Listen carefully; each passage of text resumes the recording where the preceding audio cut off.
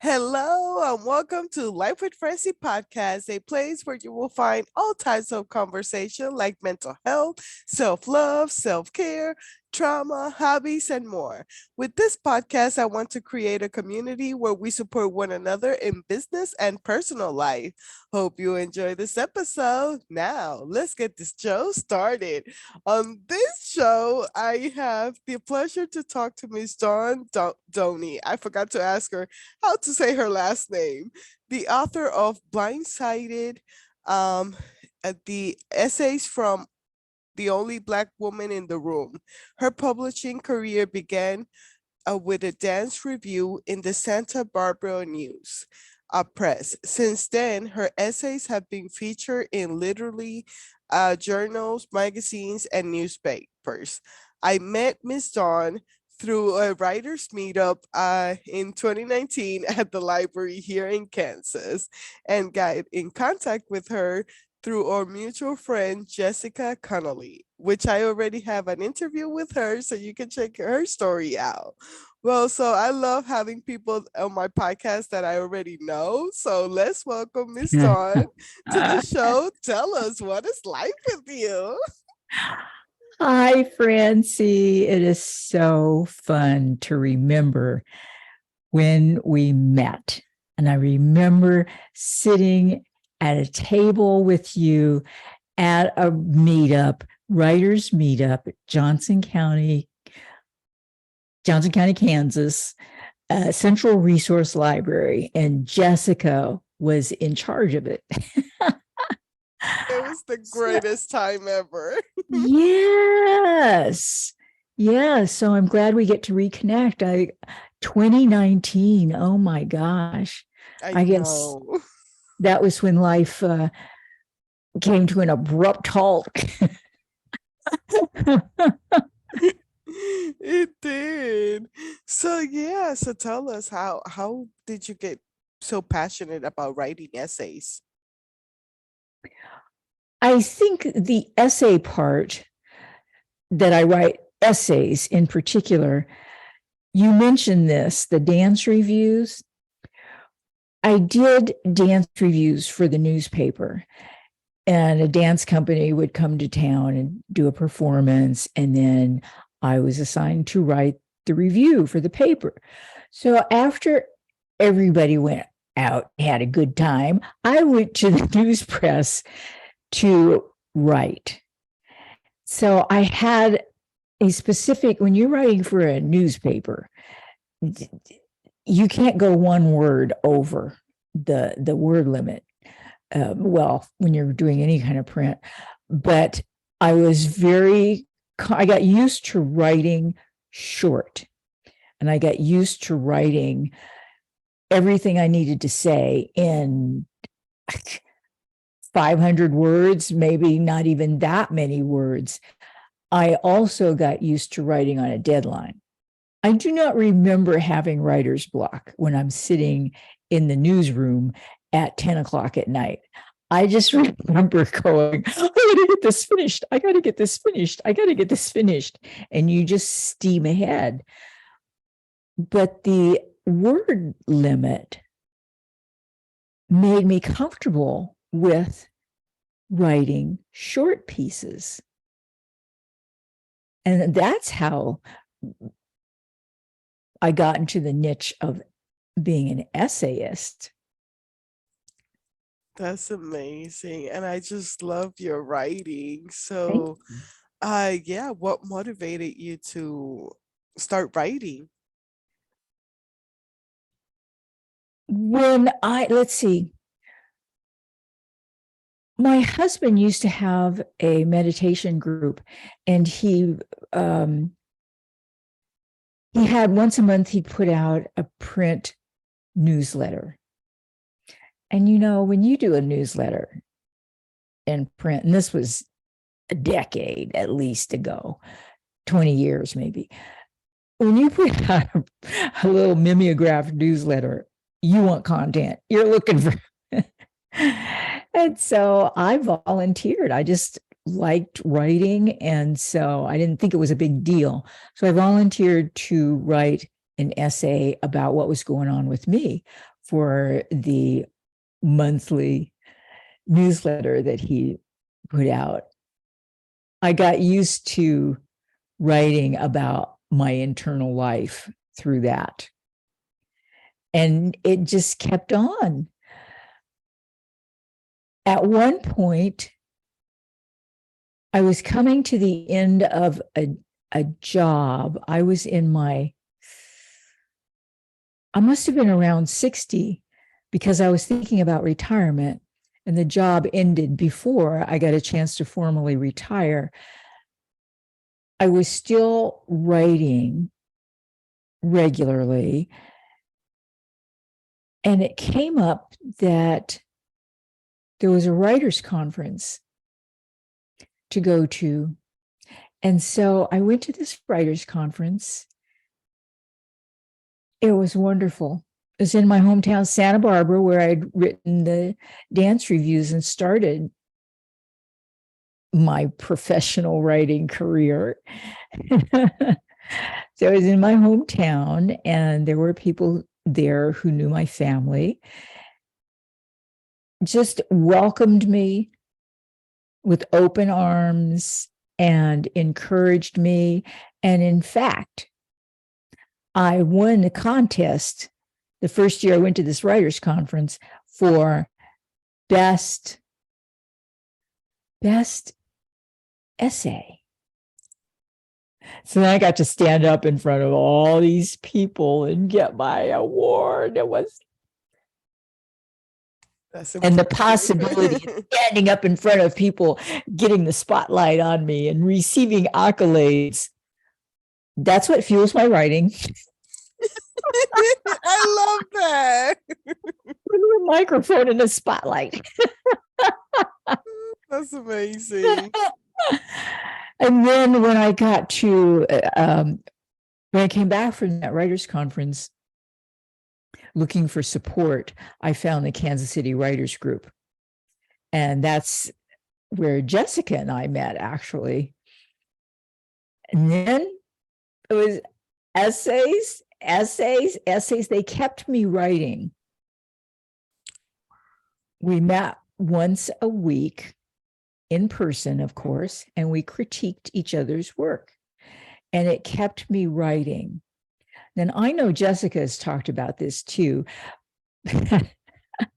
I did not know I was competitive until our leader, Mary Lane, informed us that if we got 100 rejections, we would win a prize. And it was this letter opener, just like so big, tacky plastic, fake gold with these fake jewels on it. The first person to get to 100 rejections would get this prize. Francie, I started writing like crazy, submitting my work. I wanted that prize. Wow. A letter opener. I didn't know I was competitive until that came up. And the thing is, the more I submitted, the more I wrote, the better my writing got. And I was getting accepted, which pushed me farther from my real goal, which was to collect 100 rejections to get that letter opener.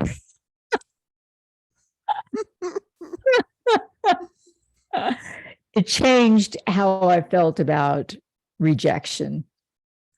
Wow. Yeah, that's a different motivation. Yeah. And I love it too, because like the writers meetup, I didn't feel like a writer, and still like I don't, but I have all of my journals, and you guys were like, no, you are a writer. If you write as much as you do, you are a writer. And I just love that environment and the creative side of each individual, you know? Mhm. And we talked a little bit about you writing about trauma and, you know, things like that. So yeah, how do you define like style of writing? Is that a thing? This is the book.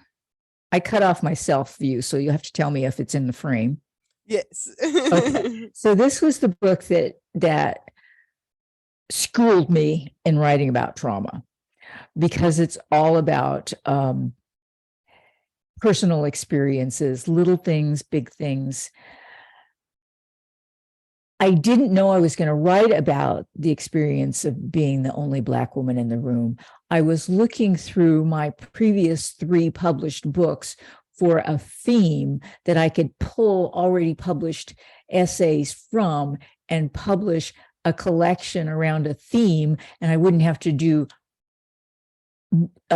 composing. I could publish already published essays. Being an independent an indie author, I can publish whenever I want.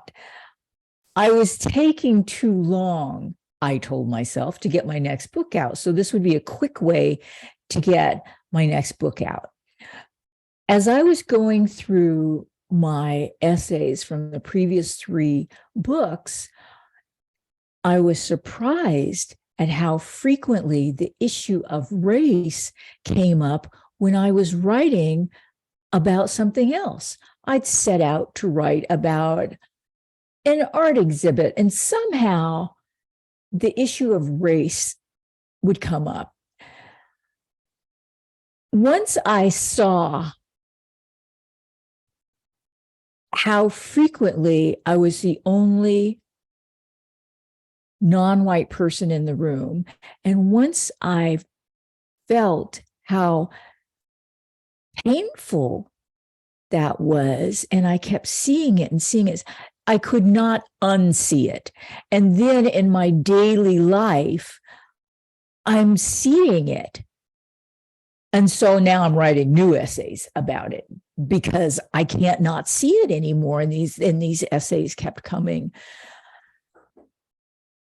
I got to a point where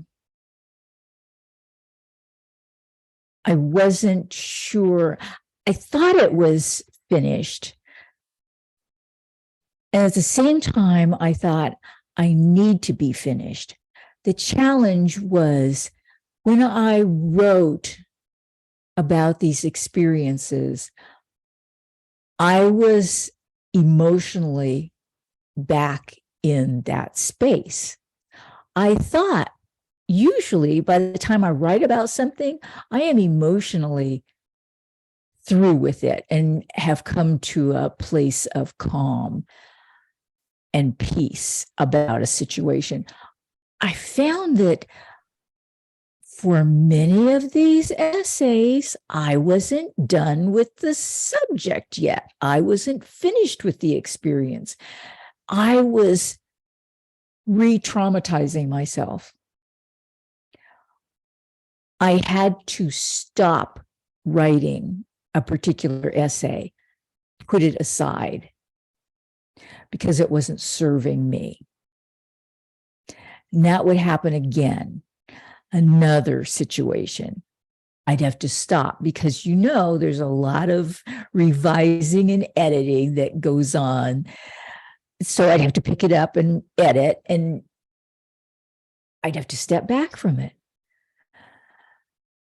That was key in finishing it. I got to a point where they were organized. I thought the book was too short. On the other hand, I thought, it's finished. It needs to be finished. The other piece of this is that Jessica was my developmental editor as well as my critique partner. She was critiquing them as we went along. When I finished the book, she did the developmental edit, which is her profession as a book coach.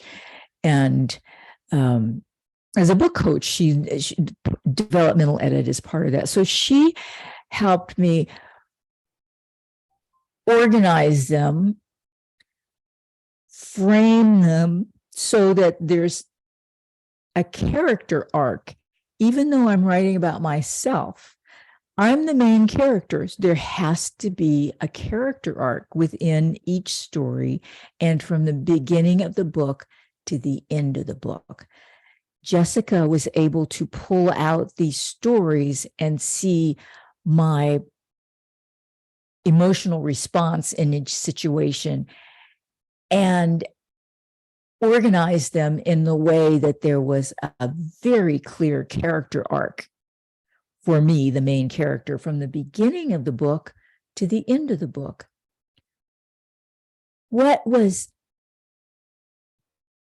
ideal and fascinating to me, and I'm so lucky in this respect, is that as Jessica, a white woman, Jessica Connolly, book coach, hire her, as Jessica was critiquing the individual essays as we went along,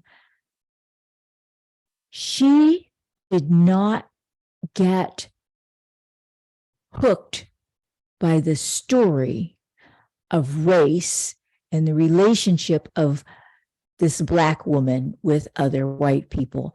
Jessica consistently critiqued me by saying, the story that you're wanting to tell in this essay isn't quite coming through. She never got emotionally involved in it. She was unbelievable. To this day, it's always the story, the writing, the story. And this is key, Francie, when you get to a place with your story where you're ready to have an editor. You want someone who's not going to be traumatized and emotionally involved with the content. You want them to help you tell your story. And that's how you get to a place where your story is what connects with the readers. It's a collaboration. The collaboration was phenomenal.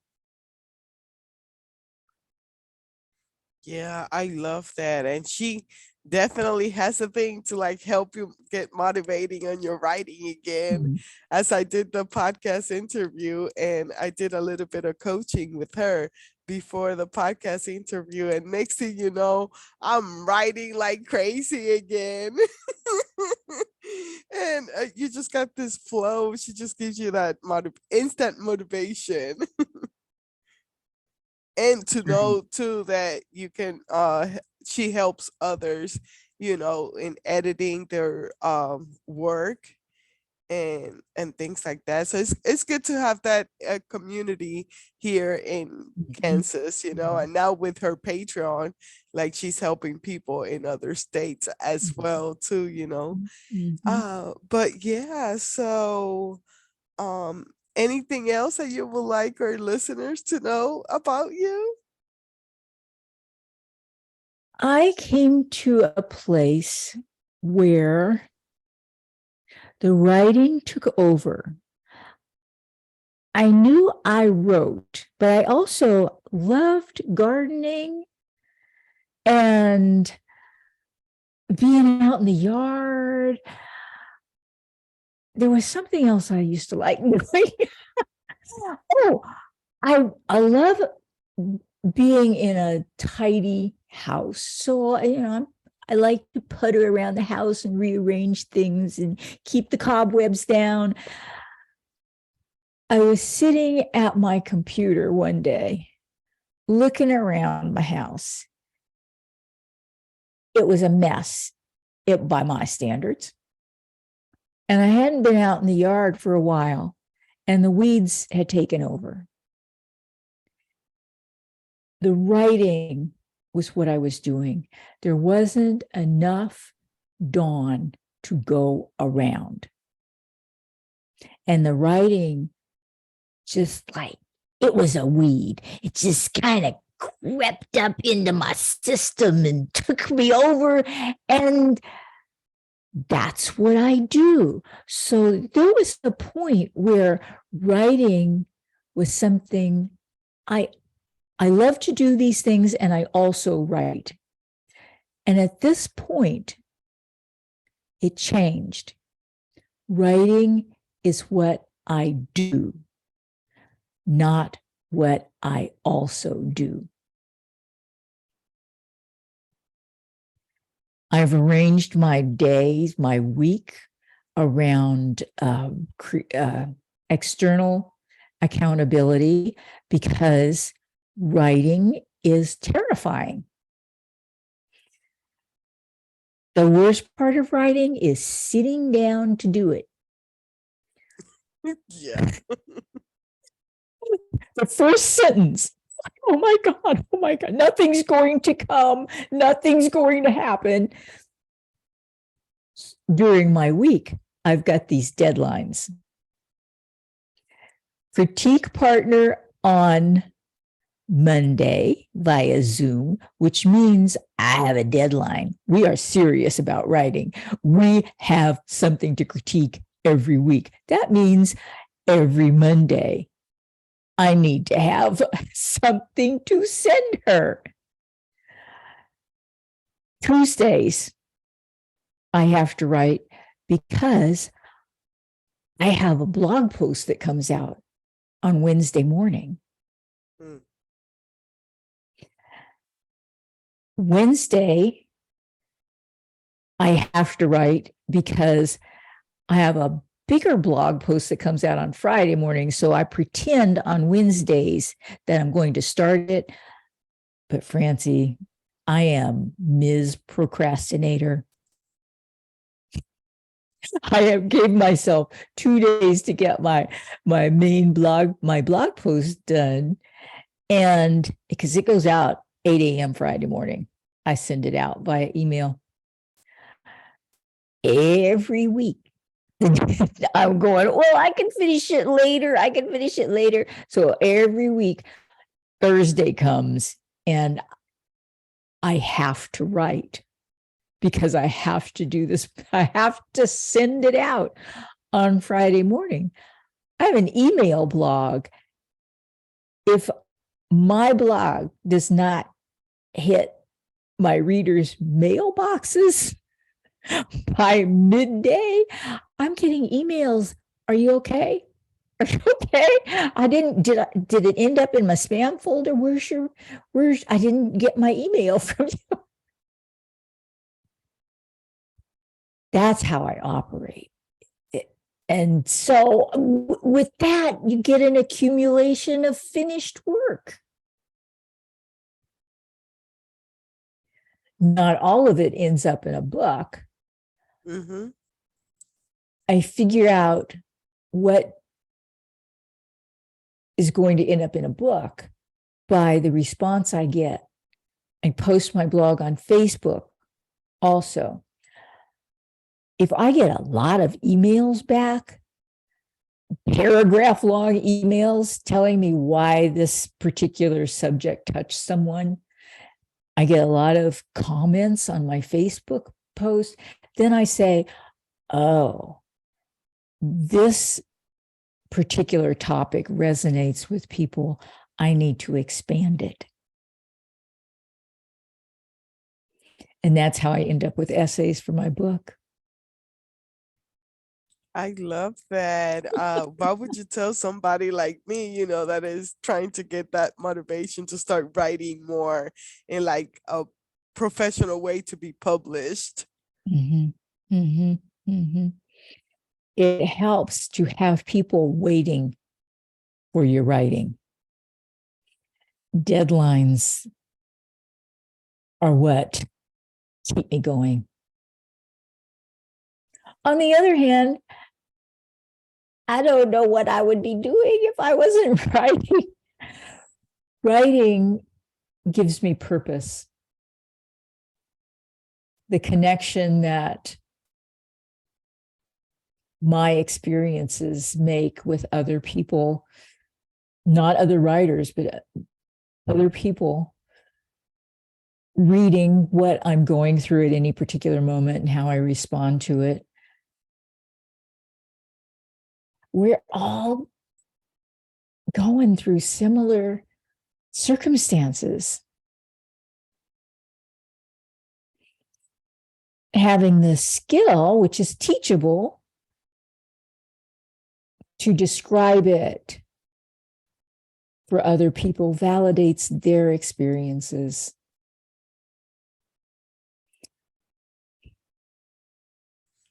I love that. Where can my listeners find you? My website is downeyblog.com. I could put that in the chat, right? I will put it in the show notes. Oh, thank you. Yes. I also am on Facebook, Dawn L. Downey. I also have a YouTube channel. Ooh, nice. I know. YouTube. This came about because Blindsided was finished at the wrong moment. I finished this book and it came out finished product in February or March of 2020. Ooh. I sold my other books. I got visibility from my other books because I love to do in-person readings. People's houses, libraries, yoga studios, I'm there. And I get to stand in the spotlight, because we already talked about that. And then people buy my books. And so, excuse me, that was how I was mostly selling my books. 2020, nothing. So I'm going, how do I do this? Excuse me, I got to take a sip of water. Yeah, you're fine. I did that too, girl. I understand that. That's one secret of podcasting. You have to have your water. Yeah, I need training in the podcasting. I love it. You're doing great. What occurred to me, I had someone in Florida, a friend in Florida, connected me with the host of a literary organization in Florida, and she was doing local author readings online. And my friend connected us, and I did a Zoom author reading with the host in Florida. Well, my readers came from like all over the country. And somebody tuned in from their car. I believe that a friend of mine tuned in from Mexico. I think she was at this one. It was such a hoot, so fun. It gave me the idea that, well, I've got Zoom. I can do it from my own house and invite people to an author reading that I put on. So I've been doing author readings once a month. I also invented with one of my fans a way to talk about Blindsided and the issues of microaggressions and race relations. I have one person,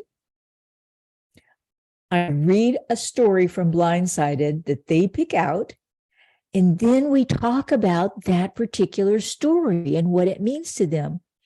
We named it Author on Demand. That's how I started my YouTube channel, with Author on Demand. I'll read to you anytime you want to. I love that. The screen is me and one other person. So you get a private reading. I expanded from Author on Demand into monthly Zoom author readings. I send out the link. People come to my author reading. Do I That have to sounds like leave the so house much yet? fun. Yes, I'm having fun with it. I never know who's going to come, how many are going to come. It always turns out that the person who needs to come is there. Oh my gosh, I love that. And I have to check out your YouTube channel. That is so much fun. I didn't know that. So I'm like, what? I love it. I love it. So So yeah, I'm well, I'm on YouTube at Downey author at Downey author. I think that's it. That's the handle on YouTube. okay. Yeah, let me make a note so I remember to put it on the show notes so people can go and check it out too. Ah! Well, thank you so much for coming on my show. I really had a great time talking to you and catching up, you Ron, know? this is fun. This is fun. Now, you mentioned that your story is out there. So, what do you mean specifically by out there?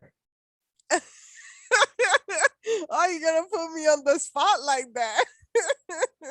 And yeah, a few episodes ago, I had tantric sex and relationship coach.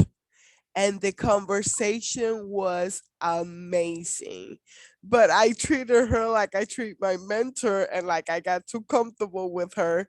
And I said I am a survivor of a certain thing. And then I went into details more on a different podcast episode because I got triggered in that interview because Yes, I'm not there yet, but I have done a lot of the work and I'm still doing a lot of the work. So I just wanted to give a little bit more details of what it all meant to me and a little bit more about my story. And I yes, would love to one day put it in a book yes, and put it out there to help others that have struggled with the same.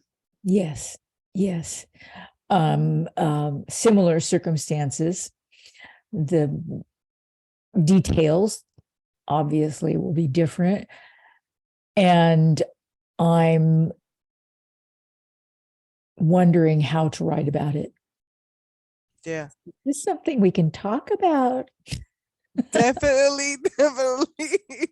We will, because I love it. I want to get it out there in a way that doesn't trigger myself, you know, Yes, and it doesn't trigger others because I yes, have to be cautious of the way that I speak about it because I want to tell my story in a way that people can understand and I can take them through it without all the emotional roller coaster or sending them to a dark zone because I have been there, you know, being in the danger zone when I speak about it, but it is my truth yes, and I just want the pain not to be in vain, yes. you know.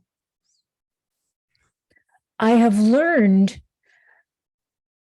doing online writing workshops with your Zoom screen is filled with 20 other writers that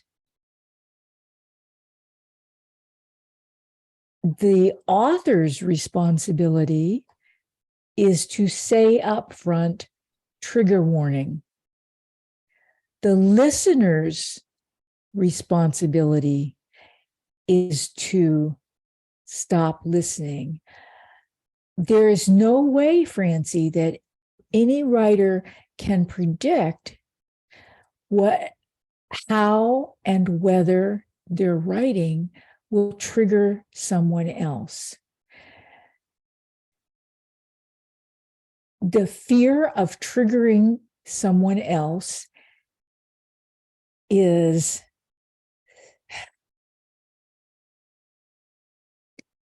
the fear of writing disguised as concern for someone else.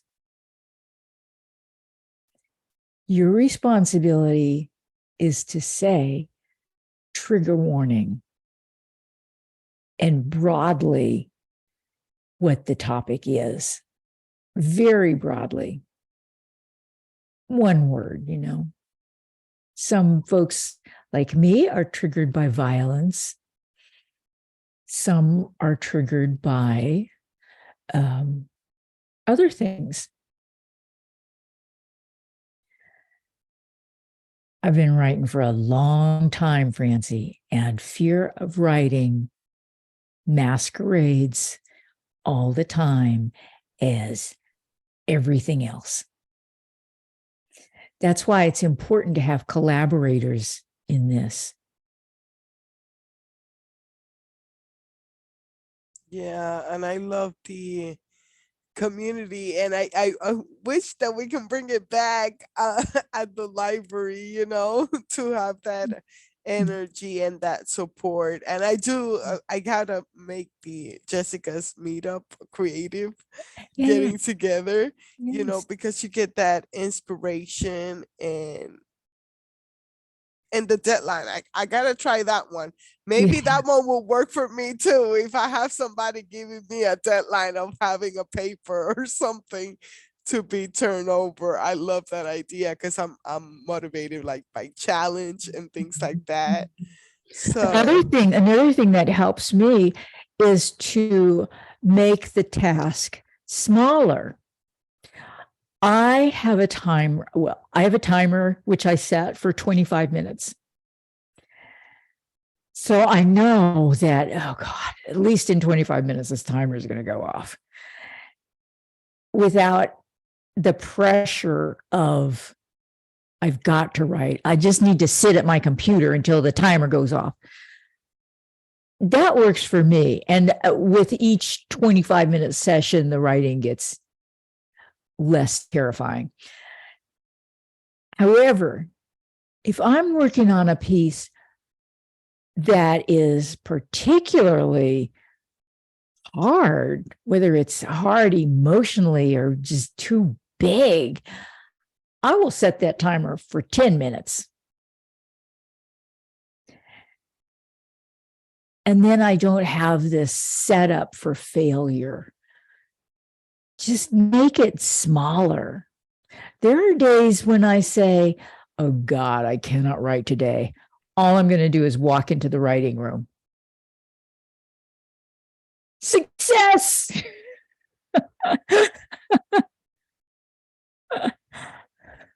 I love that. Jessica shared the stickers, how she gave her motivation through stickers. I was like, I love that. Like when I was following her, I mean, I'm still following her, but it was so great because like it gives you that gold star, you know, like, oh, Yes, yeah, I wrote a sentence. That's more than I planned to, you know? exactly. Exactly. Oh, thank you so much for this conversation. I really had a You're good time talking to welcome, you. Francie. I loved it. Well, to my listeners, thank you so much for listening to another episode. You know, you can find my podcast in all major platforms as well as my YouTube channel, and I will have her information on the show notes. Hope you have a blessed day.